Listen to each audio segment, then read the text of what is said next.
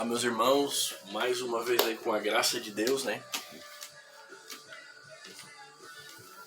Encerrando aqui a primeira Pedro, da Epístolas de Pedro, né? E com a graça de Deus, chegamos aqui, fizemos mais essa carta de Pedro. Estamos finalizando aqui ainda, né? Com a graça de Deus. Então, 1 Pedro, capítulo 5, né? Por esse motivo, advirto, né, os líderes das reuniões que há entre vocês, né, como um líder e testemunha dos sofrimentos de Jesus, bem como participante da glória a ser revelada, pastoreiem, né, cuidem do rebanho de Deus que está aos seus cuidados. Pastoreie o rebanho de Deus que está aos seus cuidados, né, supervisionando não por obrigação, mas de livre vontade, como Deus quer.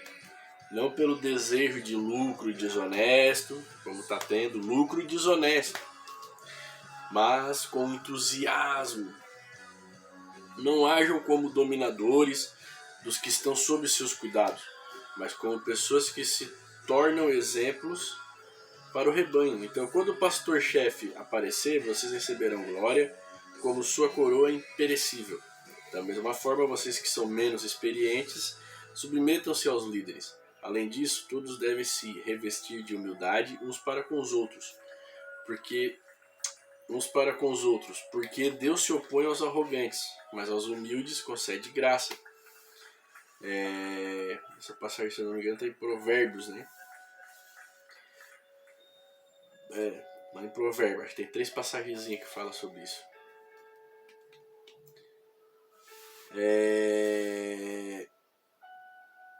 Portanto,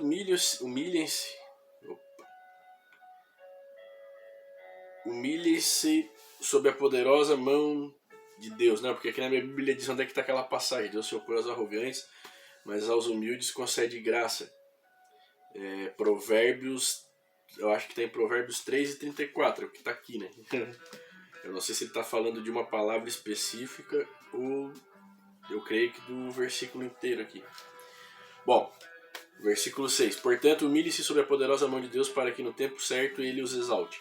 Lancem sobre ele toda a sua ansiedade, porque ele tem cuidado de vocês. Mantenham-se sóbrios e alertas. O adversário, o inimigo de vocês, aproxima-se sorrateiramente como um leão que ruge. Procura alguém para devorar. Resistam-lhe firmes na confiança, sabendo que os irmãos que vocês têm em todo o mundo estão passando pelos mesmos tipos de sofrimento. Não é exclusivo nosso. Vocês têm de sofrer só mais um pouco. Depois disso, Deus, que é cheio de graça, aquele que os chamou para a sua glória eterna, em união com o Messias, irá pessoalmente restaurar, estabelecer, fortalecer e firmar todos vocês. Pessoalmente, ele irá pessoalmente. A ele seja o poder para todo sempre. Amém. Bom, que nós não merecemos, né, irmãos? O Messias irá pessoalmente nos restaurar, fortalecer e firmar todos nós. Que bênção. Versículo 12. Com a ajuda de Sila, a quem considero irmão fiel, eles escrevi resumidamente para encorajá-los e testemunhar-lhes que esta é a verdadeira graça de Deus. Permaneçam firmes nela. A congregação irmã de Bavel, escolhida com vocês, envia-lhes saudações, e também Marcos, meu filho. Cumprimentem uns aos outros com um beijo de amor. Shalom Aleichem a todos os que pertencem ao Messias. E aqui nós encerramos 1 Pedro 5, né? E nesse mesmo vídeo eu quero iniciar a segunda epístola de Pedro, capítulo 1. Então esse vídeo a gente vai fazer. A gente fez 1 Pedro, capítulo 5, e a gente vai começar a segunda epístola universal de Pedro, capítulo 1. Por quê? Porque esse capítulo 5 ele foi mais uma despedida, né? Uma despedida, uma advertência ao pessoal que está se reunindo em Cristo, né? O pessoal que estava justamente isso, né? Ah, eu sou líder, eu sou... Que vinha daquela cultura de sinagoga, aquela cultura de templo, aquela cultura também, outros vieram de templos pagãos, né? Aquela cultura de... Entende? Ele tá falando, não é assim. Vocês não entenderam o que é o liderar para Cristo. Liderar é o que serve, é o que está lá embaixo. É a criança, não é o adulto. O adulto é o servido. Então, meus irmãos, o rebanho é servido, né? Desculpa. Então, meus irmãos, vamos continuar aqui com a abertura de 2 Pedro, capítulo 1. De Simão Pedro, escravo e emissário de Jesus o Messias, para aqueles que, mediante a justiça de nosso Deus, de nosso libertador Jesus o Messias, receberam o mesmo tipo de confiança que nós, o mesmo tipo de fé, né? Que graça e paz sejam de vocês plenamente à medida que chegam ao pleno conhecimento de Deus e de Jesus nosso Senhor. O poder de Deus nos deu tudo de que necessitamos para a vida e para a piedade, por meio do conhecimento daquele que nos chamou para a sua glória e bondade. Dessa maneira, ele nos deu as suas valiosas e grandes promessas para que, por elas, vocês possam participar da natureza divina e fujam da corrupção que os desejos malignos trouxeram ao mundo. Olha, fujam da corrupção que os desejos malignos trouxeram ao mundo. Por isso que essa tradução é direto ali, né? Fujam da corrupção que os desejos malignos trouxeram ao mundo. Versículo 5. Por essa mesma razão, empenhe-se para acrescentar bondade à fé. Por essa mesma razão, empenhe-se para acrescentar bondade à fé, conhecimento à bondade, autocontrole ao conhecimento, perseverança ao autocontrole, piedade à perseverança, afeição fraternal à piedade e amor à afeição fraternal. Porque se tiver essas qualidades em abundância, elas impedirão que vocês sejam estéreis e produtivos no pleno conhecimento de nosso Senhor Jesus, o Messias. De fato, se alguém não as possui, está cego. Tem a visão tão curta a ponto de esquecer que seus pecados anteriores foram purificados. Portanto, irmãos, tentem ao máximo transformar o chamado e a escolha de vocês em uma certeza. Porque se continuarem a fazê-lo, nunca tropeçarão. Dessa forma, vocês serão supridos generosamente com tudo de que necessitam, para entrar no reino eterno de nosso Senhor e Libertador Jesus, o Messias. Por isso sempre terei o cuidado de lembrar-lhes essas coisas, se bem que vocês já as sabem e estão firmemente estabelecidos na verdade que já possuem. Considero correto lembrar-lhes constantemente estas coisas enquanto eu estiver na tenda deste corpo. Pedro falando, né? Sei que em breve deixarei essa tenda, como nosso Senhor Jesus o Messias já me esclareceu. Darei o melhor de mim para que depois de minha ida, vocês sejam capazes de lembrar essas coisas em todo o mundo. Quando lhes tornamos conhecidos o poder e a vida de nosso Senhor Jesus, o Messias, não nos fiamos em mitos astuciosamente inventados.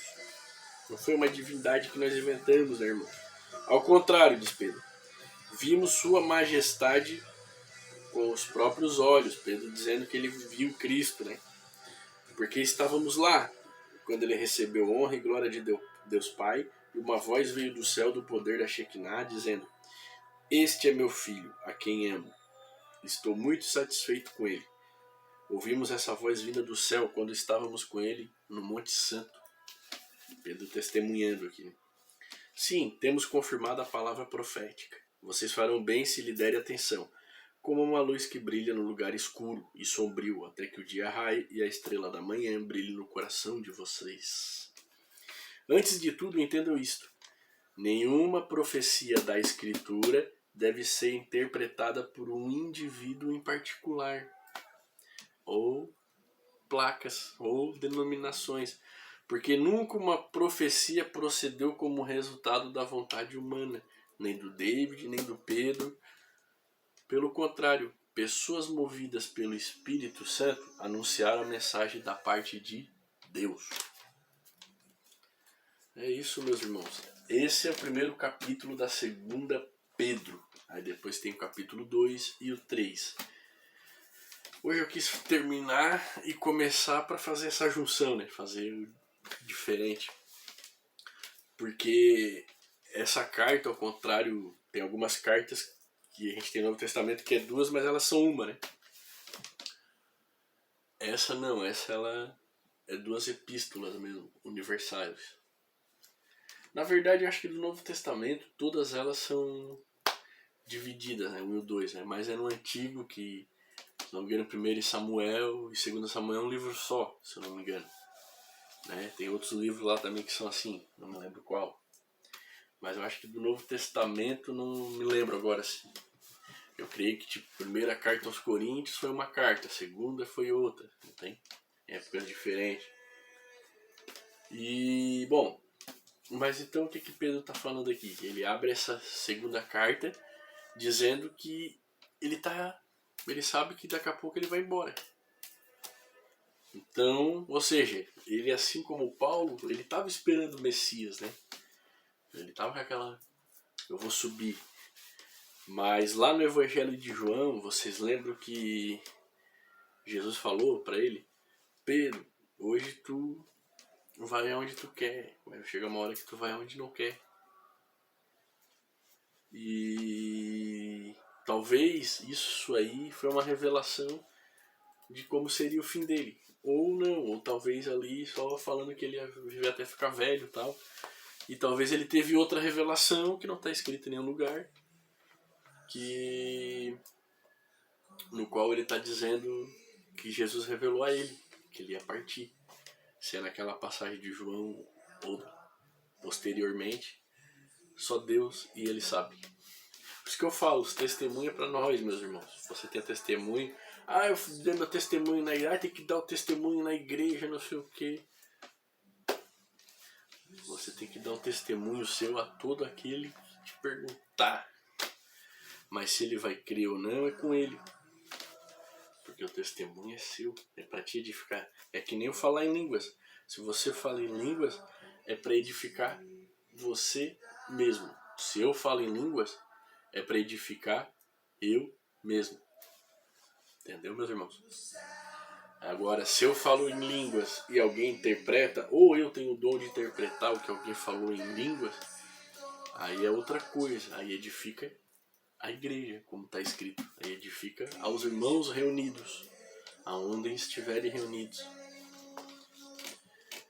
Então, meus irmãos, e aí Pedro vai se despedindo, né, espiritualmente dessa jornada, da tenda, como ele chama, e vai divertindo nós. E no segundo capítulo, posteriormente, ele vai continuar divertindo, que é bem interessante, que ele vai falar dos falsos líderes, falsos profetas, bom, as falsas doutrinas de demônios. E ele termina aqui falando que ele mesmo foi testemunha de Jesus, não foi algo que ele inventou, e aquilo que nós falamos, toda a escritura é inspirada por Deus. O homem escreveu movidos pelo Espírito Santo. Eles não escreveram aquilo que eles têm vontade. É igual eu não estou aqui falando para vocês do Jesus que eu escolhi, inventei, ou eu estou fazendo um vídeo que eu... Não, eu estou fazendo aqui movido ao Espírito Santo. Eu podia estar aqui fazendo um vídeo para ganhar dinheiro, podia estar fazendo um vídeo sobre a minha profissão, ensinando alguém. Entende? Até tem uns vídeos aí da banda que eu tenho, com um colega meu, uma banda gospel, tem uma banda de rock que eu tocava, que agora a gente não toca, a gente só gravou as músicas para deixar guardado, né? E tem uns vídeos com os amigos que nós tocava músicas cristãs, né? Não nossas, não de nossa autoria, covers do Voz da Verdade, a maioria, e J Neto. Eu acho que era J Neto. Fernandinho, sei lá. Tem aí também no YouTube, aí no meu canal, aí se você procurar, né? Mas nada disso aí é pra ganhar dinheiro, é pra... Entende? É só... Mas o que eu tô falando é que esses vídeos bíblicos que tem aqui no meu canal especificamente, é lá. Não é algo que eu cheguei e vou fazer por fazer.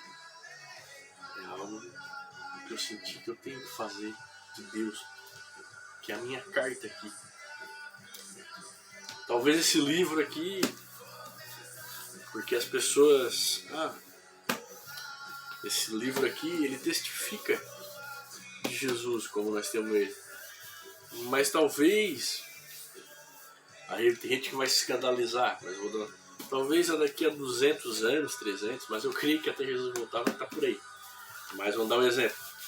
Talvez daqui a 100 anos, 200, ele não exista mais. E aonde? Mas o Espírito vai continuar. O Espírito vai continuar em mim, você, e vai se revelar àquelas pessoas. Mas eu creio que Cristo vai. Talvez não vai ser mais nessa forma aqui. Talvez vai ser em MP3, né? Mas os escritos, eu creio que permanecerão. Principalmente aqui o Gênesis, né? Que é bem Pentateuco, que é bem guardado pelos judeus e pelos islãs, né? Os judeus ainda tem mais o Antigo Testamento inteiro também, como os cristãos. Mas as instituições cristãs, não sei, irmãos. Os cristãos eu sei que estarão por aí, mas aqueles que em espírito e verdade. E Pedro estava preocupado com isso. Pô, esses caras vão para onde? Esses caras vão virar balela. Como aconteceu, viraram balela. Maioria. Se tu for falar com balela, pô, já tá uma vergonha. O cara diz que tem Jesus, é da Adventista. O outro diz que tem Jesus, é da Quadrangular. O outro diz que tem Jesus, é católico. O outro diz que tem Jesus, é mormon. O outro diz que tem Jesus, é batista. O outro diz que tem Jesus, é metodista. O outro diz que tem Jesus, é Assembleia de Deus Independente. O outro diz que tem Jesus, é Assembleia de Deus do Sétimo Dia. O outro diz que tem Jesus e Deus é amor. E o outro diz que tem Jesus e Deus é ódio. O outro diz que tem Jesus e...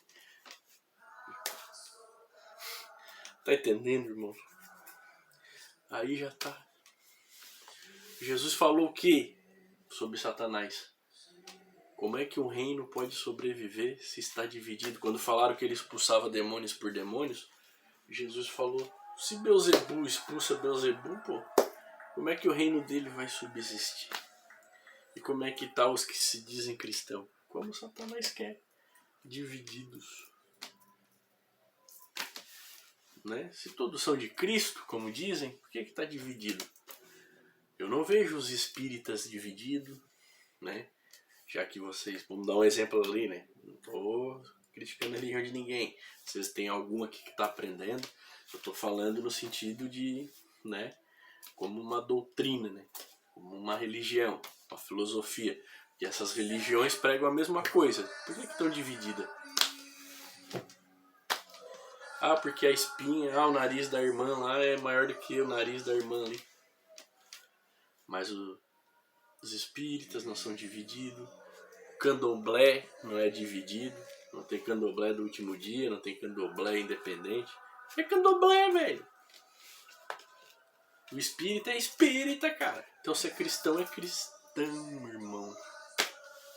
E o candomblé não precisa de uma igreja. Eles se reúnem onde eles querem. Eles não precisam provar.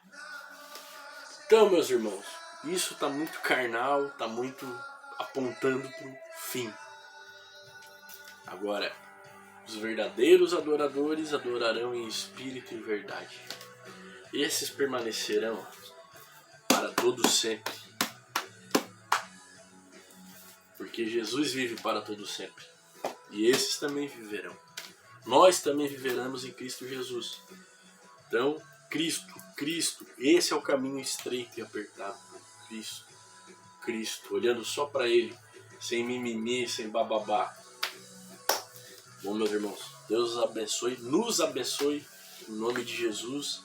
Amém.